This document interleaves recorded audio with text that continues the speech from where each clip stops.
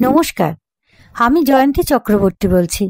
Saturday suspense with জয়ন্তীতে আপনাদের সবাইকে স্বাগত জানাই।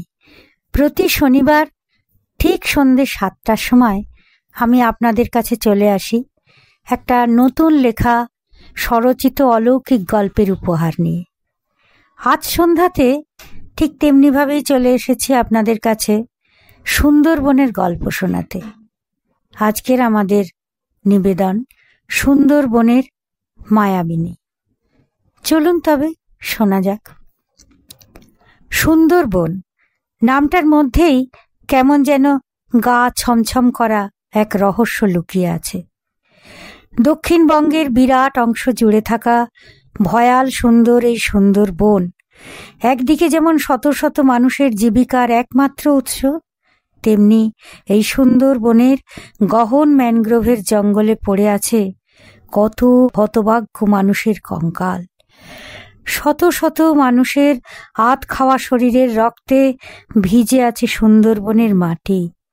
সুন্দরবনের বিস্তৃত অঞ্চলের নোনা মাটিতে ভালো ধান হয় না, কোনো ফসলও তেমন ভালো হয় না। বাধ্য হয়ে জঙ্গলে যেতে হয় মানুষদের। কেউ যায় কাঠ ভাঙতে অথবা মধু সংগ্রহ করতে, কেউ বা ডিঙিতে যায় মাছ বা কাঁকড়া ধরতে। মুহূর্তের অসাবধানতায় বাঘ এসে আক্রমণ করে পিছন থেকে, এক লাফে ঝাঁপিয়ে পড়ে মটকে দেয় ঘাড়। তারপর হতভাগ্যের ঘাড় কামড়ে ধরে নিঃশব্দে টেনে নিয়ে যায় তাকে গভীর জঙ্গলের মধ্যে। আক্রান্তে চিৎকার করার সময় পর্যন্ত পায় না। সঙ্গী সাথীদের যখন খেয়াল হয় সঙ্গের একজন নেই, তখন শুরু হয় খোঁজাখুঁজি। ততক্ষণে মানুষটির অর্ধেক শরীর হয়তো চলে গেছে বাঘের পেটে। সত্যি বলতে কি, বাঘ, সাপ আর কুমিরের সঙ্গে রীতিমতো যুদ্ধ করেই বেঁচে আছে সুন্দরবনের হাজার হাজার হতভাগ্য মানুষ। কিন্তু এখানেই শেষ নয়। সুন্দরবনের মানুষদের মাঝে মাঝেই দাঁড়াতে হয় আরও এক আতঙ্কের সামনে। সেই অজানা আতঙ্কের কাহিনী আজ আপনাদের শোনাব। আমাদের গল্পের নায়কের নাম বদন মণ্ডল। বদনের বয়স বেশি নয়, সুন্দর সুঠাম চেহারা, মাথা ভর্তি কোঁকড়ানো কালো চুল, বড় জোর 20-22 বছর বয়স হবে। তার বাবা সনাতন মণ্ডল ছিল মৌলে। সুন্দরবনের শত শত মৌলের মতো সনাতনেরও ছিল মধু ধরার পেশা, মধু সংগ্রহ করার পেশা। ওরও ছিল মধু পাস। এই পাস থাকলে মৌলেরা জঙ্গল থেকে মধু সংগ্রহ করবার অধিকার পায়। সনাতনরা ছিল 5 জনের একটা দল। ওরা যখন জঙ্গলে মধু আনতে যেত তখন সুন্দরবনে খলসে ফুলের সময়। মার্চ থেকে জুন পর্যন্ত সমস্ত সুন্দরবন ফুলে ফুলে আলো হয়ে থাকে। গন্ধে দূর দূরান্ত থেকে ছুটে আসে ঝাঁকে ঝাঁকে মৌমাছির দল। খলসে, গরান, কেওড়া, বাইন প্রভৃতি গাছে গাছে অজস্র ফুল ফোটে, আর মৌমাছিরা চাক বানায় যত্রতত্র। সাধারণত উঁচু গাছের ওপরের দিকের ডালে বিশাল বড় বড় আকারের মৌচাক বানায় তারা। মৌলেরা দল বেঁধে নৌকো চেপে আসে সরু খাঁড়ি পথ বেয়ে। তারপর কোনো একটা নিরাপদ জায়গা দেখে একটা বড় গাছের সঙ্গে নৌকো বাঁধে তারা। দলে সাধারণত 4-5 জন লোক থাকে। গামছায় নাক মুখ ঢেকে নেয় তারা মৌমাছির কামড়ের ভরে। এবার তারা সতর্ক চোখে দেখতে দেখতে যায় কোথায় কোন গাছে মৌচাক আছে তার সন্ধান করে। চাক দেখতে পেলেই একজন ধারালো কাটারি বা কাস্তে হাতে নিয়ে তরতর করে উঠে যায় গাছে। সাবধানে গাছের গা থেকে চাকটাকে কেটে নিয়ে নিচে ধরে থাকা হাঁড়ি বা ধামার মধ্যে ফেলে দেয়। একজন থাকে, সে শুকনো খড় আর লতা পাতার মশাল জেলে মৌমাছিগুলোকে তাড়ায়। আর একজন একটা বড় হাঁড়ি বা ধামা পেতে দাঁড়িয়ে থাকে ঠিক চাকটার নিচে। আর চতুর্থ জনের কাজ হলো চারিদিকে সতর্ক নজর রাখা। আশেপাশে বাঘের উপস্থিতি বুঝতে পারলেই আরো মশাল জেলে হল্লা করে ক্যানিস্তারা বাজিয়ে তারা বাঘকে তাড়িয়ে দেয়। ওদিকে পঞ্চম জন ততক্ষণে নৌকায় বসে অপেক্ষা করতে থাকে। তাকে চারিদিকে সতর্ক দৃষ্টি রাখতে হয়, না হলেই বাঘ গুটি গুটি পায়ে এসে চুপিসারে লোকটাকে তুলে নিয়ে চলে যাবে একেবারে গভীর জঙ্গলে। এভাবে কত লোক যে বাঘের কবলে প্রাণ দিয়েছে তার লেখাজোখা নেই। সেই জন্য সাধারণত নৌকায় 2 জন লোক থাকার ব্যবস্থা আছে। কিন্তু লোক যত বাড়বে মধুর ভাগিদারও তো তত বাড়বে, তাই লাভও হবে কম। তাছাড়া আজকাল সহজে কেউ আর মৌলে হতে চায় না। কিন্তু ঘরে বসে থাকলে যে পেট চলে না, তাই অগত্যা প্রাণীর ঝুঁকি মাথায় নিয়ে মৌলের দল জঙ্গলে ঢোকে মধু সংগ্রহ করতে।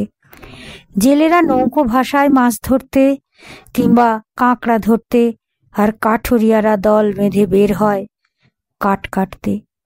কিন্তু সমস্ত সময় তারা থাকে দলবদ্ধভাবে, কারণ এই ভীষণ জঙ্গলে পদে পদে অপেক্ষা করে থাকে মৃত্যু। দলবদ্ধ হয়ে না জঙ্গলে যাওয়া মানেই হলো মৃত্যুকে সেধে ডেকে আনা। আমাদের গল্পের নায়ক বদনের বাবা সনাতনও সেবার আরো 4 জনকে সঙ্গে নিয়ে গিয়েছিল মধু সংগ্রহে। সেবার 8-10 হাঁড়ি মধু সঙ্গে করে ফিরছিল তারা ঘরে। মনের আনন্দে একসঙ্গে বসে মুড়ি খেতে খেতে গল্প করছিল তারা।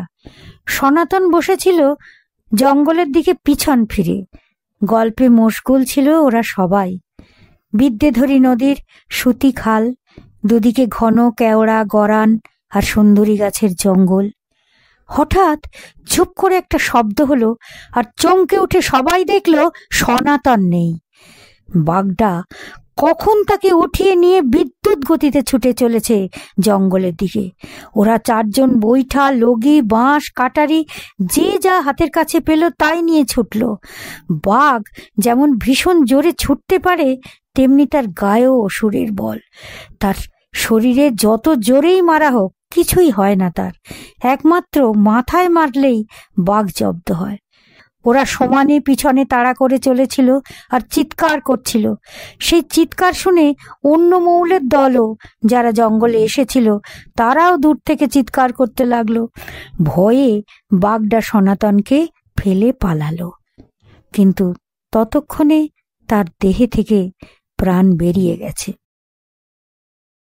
এরপর মৌলেরা সনাতনের মৃতদেহটা নিয়ে ফিরে এলো তার বাড়ি। সনাতনের বউ স্বামীর ওই রক্তাক্ত মৃতদেহ দেখে সেখানেই জ্ঞান হারিয়ে পড়ে গেল। যখন জ্ঞান ফিরল, সে ছেলে বদনকে ডেকে মাথায় হাত দিয়ে দিব্যি করিয়ে নিয়েছিল জীবনে আর কখনো সে যেন জঙ্গলে না ঢোকে। বদন সে প্রতিজ্ঞা ভোলেনি, কখনো মায়ের অবাধ্য হয়নি। সে জঙ্গলে ঢোকেনি আর কখনো। নিজের ছোট্ট একটা ডিঙি নৌকো নিয়ে নদীতে জাল ফেলে মাছ ধরত। সামান্য আয় যা হতো তাতেই বিধবা মা আর ছোট ছোট 2 ভাই বোনের সংসার চালিয়ে নিত তারা। মা দিন মজুরি খাটত অন্য লোকের জমিতে।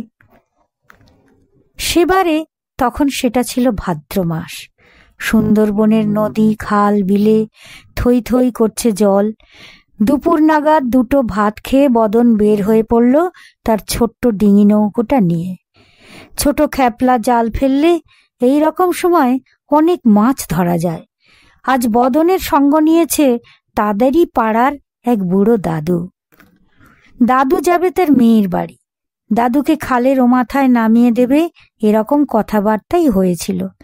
দাদু বুড়ো মানুষ, নৌকো ছেড়ে দেবার কিছুক্ষণের মধ্যেই নদীর ভিজে হাওয়ায় ঘুম এসে গেল বুড়োর চোখে। দাদু বলল, ও বদন, ঘুম পায় যে? বদন বলল, ছইয়ের তলায় চলে যাও দাদু, ঘুমাও গিয়ে, জায়গা মতো আমি তোমায় ডেকে নামিয়ে দেবক্ষণ। দাদু চলে গেল ছইয়ের ভেতরে ঘুমোতে। বিকেলের মুখে বেশ বাতাস উঠল। নৌকো আপনিই চলতে লাগলো উজান স্রোতে। আর দাঁড় টানাবার দরকার নেই। বদন খুশি মনে গুটিয়ে রাখা জালটাকে খুলে ছুঁড়ে ফেলতে লাগলো নদীতে। বেশ মাছ উঠতে লাগলো, বড় বড় নানা জাতের মাছ উঠে আসতে লাগলো প্রতিবারেই। বদন খুব খুশি, গুনগুন করে আপন মনে গান গাইতে লাগলো সে। ছইয়ের ভেতর থেকে ততক্ষণে দাদুর নাক ডাকার আওয়াজ আসছে। আর কিছুক্ষণের মধ্যেই বদন পৌঁছে যাবে দাদুর মেয়ের গ্রামের ঘাটে। সেখানে তাকে নামিয়ে দিয়েই ফিরে যাবে বাড়ি। মাছ যা পাওয়া গেছে তাই যথেষ্ট। তাছাড়া বেশি দেরি করলে সন্ধ্যা নেমে যাবে যে। অন্ধকারে খুব ভয় করে বদনের। মাও ভীষণ রাগারাগি করে, কান্নাকাটি করে। তাই বদন দিনের আলো নিভে যাবার আগেই বাড়ি ফিরে যাবে। আপন মনে গান গাইতে গাইতে জাল থেকে মাছ ছাড়িয়ে বস্তার মধ্যে রাখছিল বদন। এমন সময় হঠাৎ একটা তীব্র আর্ত চিৎকার শুনতে পেল সে। বাঁচাও, বাঁচাও! চমকে উঠে চারিদিক তাকিয়ে দেখতে লাগলো বদন। কই, আশেপাশে তো কোনো মানুষজনের চিহ্ন নেই। দুপাশে সাদা বালির বিস্তৃত চড়া, তার ওপারে অনেক দূরে জঙ্গলের সীমানা। কেউ বিপদে পড়ে থাকলে তাকে তো এই বালির চড়ার ওপারেই দেখা যাবে, কিন্তু বদন তো কাউকে দেখতে পাচ্ছে না। খানিক বাদে আবার সেই বুক ফাটা চিৎকার, বাঁচাও, বাঁচাও! এবার ভালো করে চারিদিক দেখতে দেখতে হঠাৎ বদন দেখতে পেল অনেক দূরে জঙ্গলের দিক থেকে একটা মানুষ প্রাণপণে দৌড়ে আসছে। মানুষটা একটুখানি কাছে আসতেই বদন দেখল মানুষটা একটা মেয়ে মানুষ। খোলা চুল, আলুথালু কাপড়, তীরের দিকেই ছুটে আসছে সে। বদন কি করবে বুঝতে না পেরে নৌকোর মধ্যেই চুপটি করে বসে রইল। হঠাৎ ঝপাং করে একটা শব্দ হলো, আর বদন দেখল মেয়েটা নদীর জলের মধ্যে ঝাঁপিয়ে পড়ল। তীব্র স্রোতে ভেসে যাচ্ছে মেয়েটা। এই নদী খালের দেশে সবাই সাঁতার জানে। মেয়েটাও সাঁতার কাটতে কাটতে একবার ডুবছে, একবার উঠছে। একসময় বদন দেখল মেয়েটার উঠে আসছে না, কেবল জলের ওপর তার একখানা হাত সাহায্যের জন্য একবার আকাশের দিকে উঠে আবার জলের নিচে ডুবে যাচ্ছে। বদন বুঝতে পারল মেয়েটা ডুবে যাচ্ছে। চোখের সামনে একটা মানুষ ডুবে যাচ্ছে দেখে বদন আর চুপ করে বসে থাকতে পারল না। সে তাড়াতাড়ি দাঁড় চালিয়ে মেয়েটার কাছে গেল। শক্ত দাঁড়খানা নামিয়ে দিল জলে। মেয়েটা সেই দাঁড় ধরে ভেসে উঠল জলের ওপর। বদন নৌকো থেকে বলল, উঠে আসতে পারবে না এ? মেয়েটা এক হাতে দাঁড় ধরে অন্য হাতটা তুলে ধরল। বদন মেয়েটাকে হাত ধরে টেনে তুলে নিল তার নৌকোর ওপর। ওপরে উঠে এসে নৌকোর গলইয়ের কাছে ভিজে গায়ে জড়ো সড়ো হয়ে মুখ নিচু করে বসে রইল মেয়েটা। দু হাঁটুর মধ্যে মুখ রেখে বসে আছে। সারা শরীর থেকে জল গড়িয়ে পড়ে ভিজে যাচ্ছে নৌকোর পাটাতন। নৌকো হাওয়ার ধাক্কায় স্রোতের অনুকূলে বয়ে চলেছে সামনের দিকে। আকাশে শেষ বিকেলের রাঙা মেঘ। বদন দাঁতটা তুলে রেখে একটুখানি সরে বসল মেয়েটার কাছে। মেয়েটাকে জিজ্ঞেস করল, কি হয়েছিল গা? মেয়েটা মুখ না তুলে ভয়ে ভয়ে বলল, বাঘে তাড়া করেছিল। বদন বলল, তা তুমি অবেলায় জঙ্গলে গিয়েছিলে কি করতে? মেয়েটা মুখ না তুলে খুব নিচু গলায় বলল, কাঁকড়া ধরতে গেছিলুম সেই সকালে। তারপর? মেয়েটা বলল, জোয়ারের আগে সুতো ছেড়ে দিয়ে বসেছিলুম। জোয়ারের জলে কাঁকড়া ঢোকে, টোপ গিলে সুতোয় ঝুলতে থাকে। ভাটা আসতেই সুতো থেকে একটা একটা করে কাঁকড়া ছাড়াচ্ছিলুম। তুমি একা একা গেছিলে? মেয়েটা বলল, না, আরো দুজন ছিল সঙ্গে। বদন বলল, তারপর? হঠাৎ ঠিক পাশেই একটা ঝোপের মধ্যে শুনতে পেলুম বাঘের গর্জন। সবাই পড়ি কি মরি করে পালালো। আমিও পালালাম, কিন্তু ভয়ে কোন দিক থেকে যে কোন দিকে গেলুম বুঝতে পারলুম না। পথ হারিয়ে গেল। সারাদিন জঙ্গলের মধ্যে একটা উঁচু গাছের ওপর উঠে বসেছিলুম। তোমার নৌকোটা দূর থেকে দেখতে পেয়ে চেঁচাতে চেঁচাতে ছুটে এসেছি। মেয়েটার সব কাহিনী শুনে বদনের মেয়েটার ওপর খুব মায়া হলো। বলল, তোমার কোনো ভয় নেই গো, জঙ্গল থেকে এ নদী অনেক দূরে, মাঝখানে বিরাট চড়া, এদিকে কখনো বাঘ আসে না, তুমি নিশ্চিন্তে বসে থাকো। কোন গায়ে তোমার ঘর? মেয়েটা একটু চুপ করে থেকে আঙুল তুলে দূরে দেখিয়ে দিয়ে বলল, হয়তো ওইখানে আমার ঘর। বলে একটু থেমে থেকে মেয়েটা মিনতি ভরা গলায় বলল, আমাকে ওইখান অবধি পৌঁছে দেবে? বদন দেখল জায়গাটা কাছেই, দূরে দুটো বড় তালগাছ পাশাপাশি দাঁড়িয়ে আছে চরের কাছে, যেখানটায় ওইখানটাতেই মেয়েটার বাড়ি। তাহলে তো কাছেই, একটু জোরে দাঁড় টানতে পারলেই মিনিট 10 মধ্যে পৌঁছে যাওয়া যাবে। দাদুকেও ডেকে তুলতে হবে, ওর পাশের গাঁয়েই যাবে দাদু, ওখানেই দাদুর মেয়ের বাড়ি। বদন দাঁড় তুলে নিল হাতে।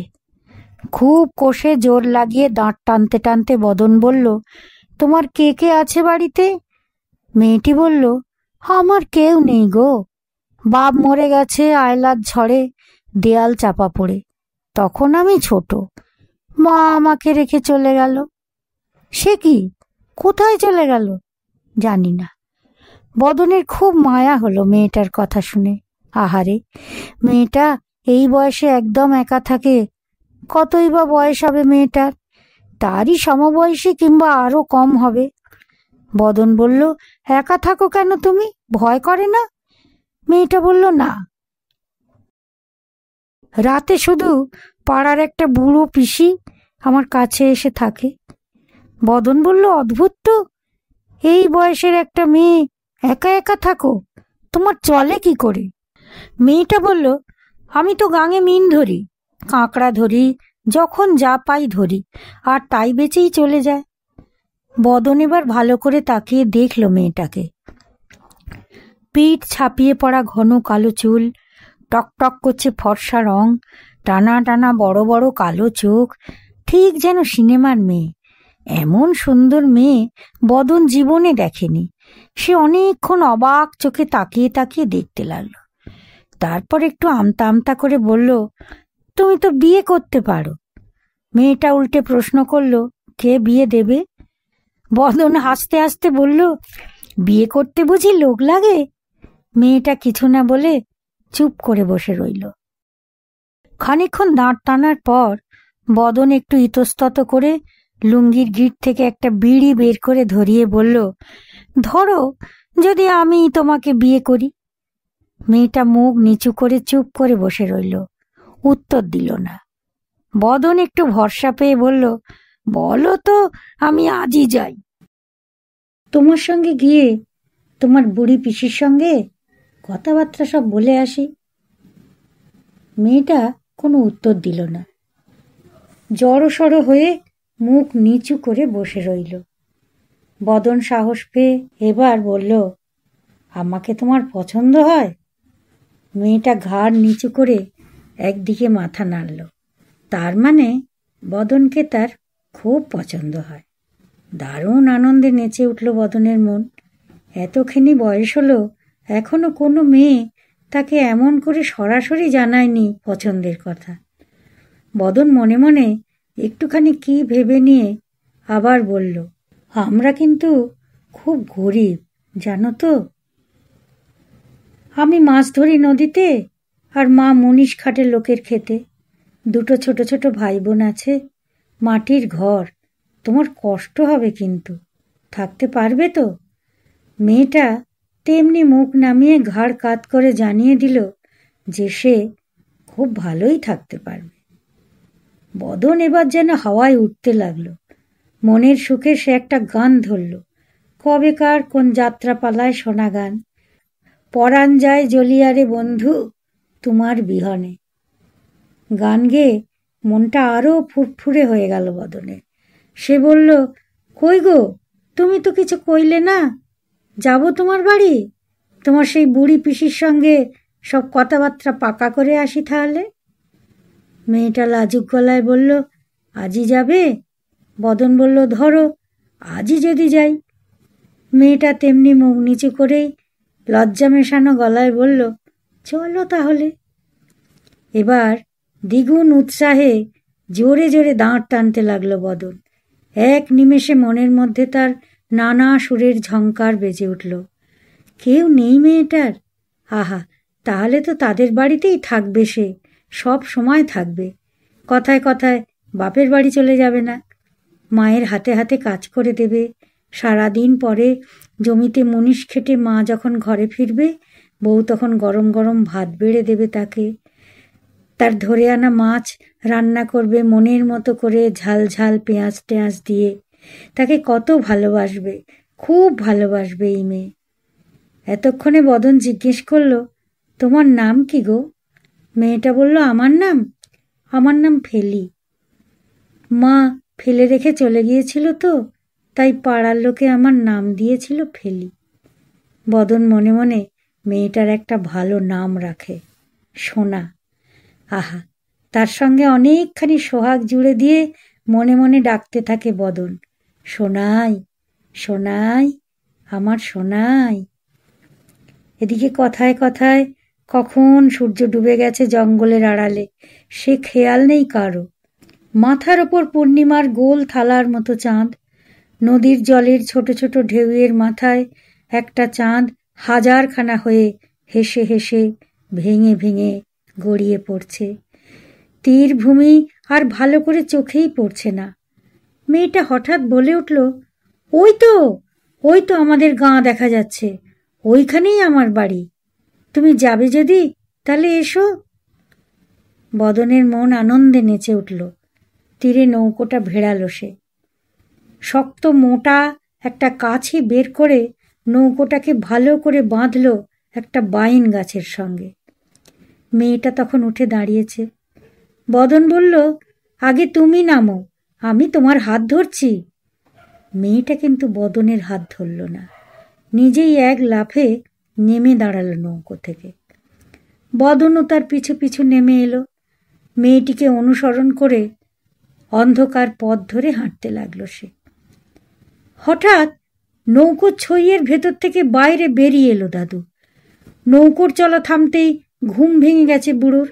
বাইরে বেরিয়ে এসে দাদু দেখতে পেল বদন অন্ধকারে হেঁটে হেঁটে চলেছে একটা মেয়ের পেছন পেছন। ছানি পড়া চোখে ভালো করে ঠাহর হয় না, তবু দাদু যা দেখল তাতে তার পায়ের তলায় থরথর করে কেঁপে উঠল নৌকোর পাটাতনটা। বুকের ভেতরটা ধুকধুক করতে লাগলো। দাদু চিৎকার করে ডাকতে লাগলো, ওরে ও বদন, বদন রে, ফিরে আয়, ফিরে আয়। ওরে ওরে, ও মানুষ নয় রে, ও ভুলো। ওরে বদন, ফিরে আয় বাপ, ও তোকে সারা রাত ঘুরিয়ে ঘুরিয়ে মেরে ফেলবে। ফিরে আয় বাপ, তোর মায়ের আর কেউ নেই তুই ছাড়া। পায়ে পড়ি তোর, ফিরে আয় ভাই, ফিরে আয়। দাদুর এত চিৎকার কিন্তু বদনের কানে কিছুই পৌঁছল না। সে শুধুই দেখতে পাচ্ছে তার সামনে হেঁটে যাচ্ছে মেয়েটা, খিলখিল করে হাসছে। কি সুন্দর ওর হাসির শব্দ! নেশা ধরে যাচ্ছে বদনের। সে কোনো দিকে ভ্রুক্ষেপ মাত্র না করে সেই ফেলি নামের সুন্দর মেয়েটাকে অনুসরণ করে সামনের দিকে এগিয়ে চলল। বদনের কপাল ভালো ছিল।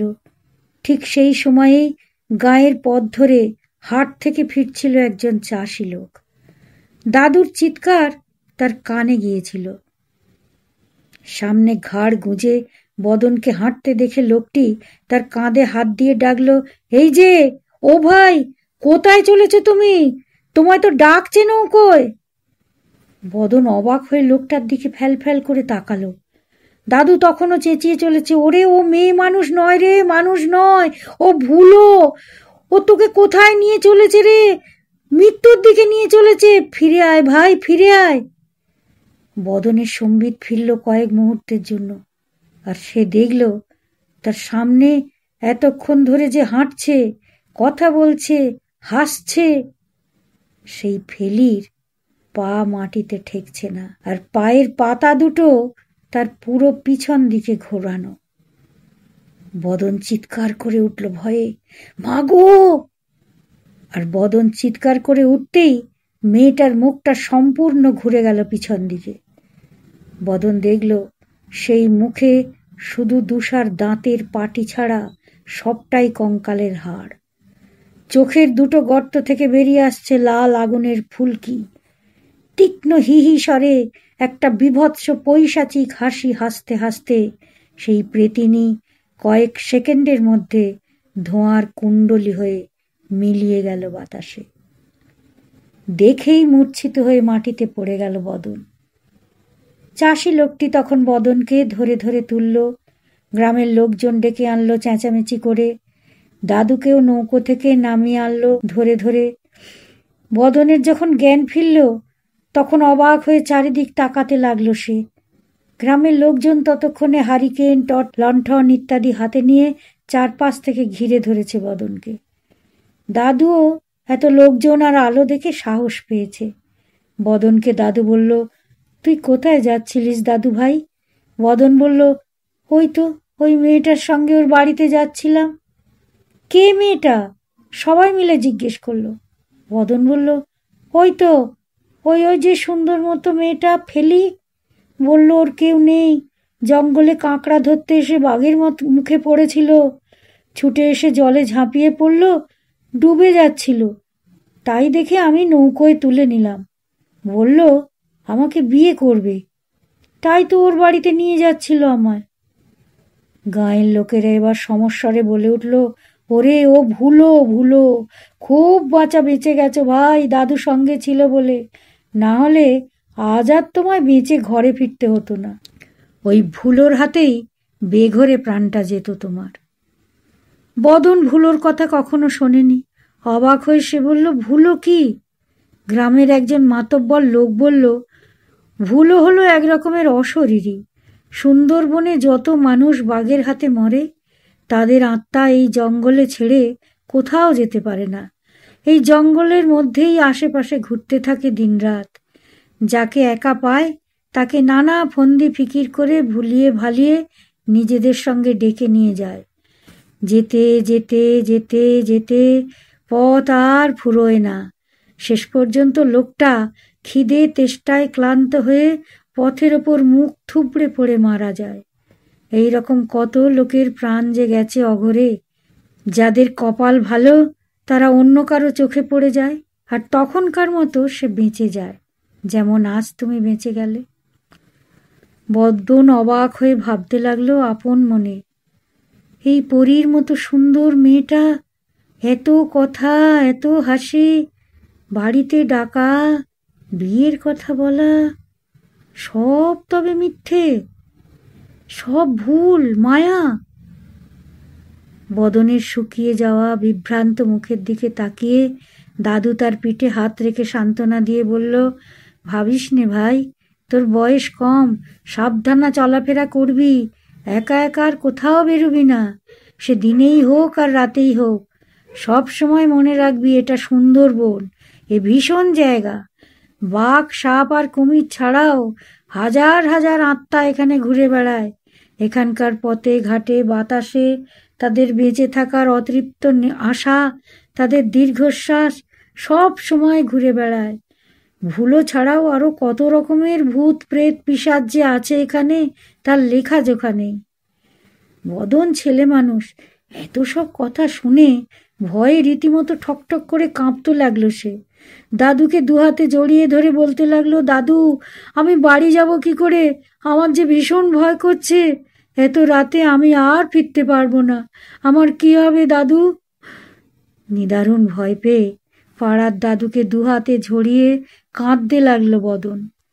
তখন সেই গ্রামের লোকজন তাকে সান্ত্বনা দিয়ে এগিয়ে এলো, বলল, বদন ভয় নেই, আমরা আছি তো, সুন্দরবনের মানুষ সবাই সবার বিপদে বুক দিয়ে ঝাঁপিয়ে পড়ে, দল বেঁধে এগিয়ে আসে। কিছুক্ষণের মধ্যেই হাতে হাতে জ্বলে উঠল মশাল।